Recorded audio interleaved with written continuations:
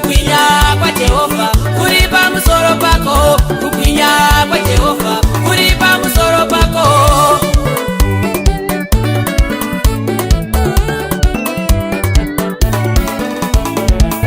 Kana una Jehovha vakwana nezvinhu zvese, ukangomugamuchira vane chiedza, chiedza chinovhenekera nyika yose. Vanhu voponeswa, vanhu vosunungurwa.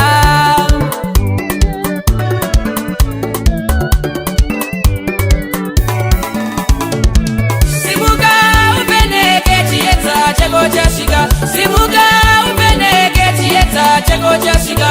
Kubwinya kwaJehovha kuri pamusoro pako, kubwinya kwaJehovha kuri pamusoro pako.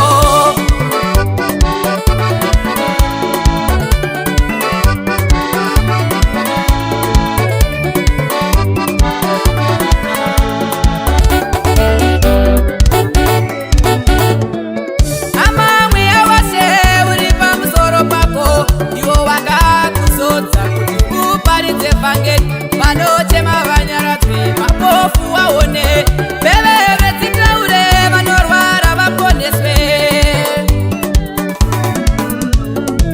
Simuka uvheneke chiedza chako chasvika, simuka uvheneke chiedza chako chasvika. Kubwinya kwaJehovha kuri pamusoro pako, kubwinya kwaJehovha kuri pamusoro pako.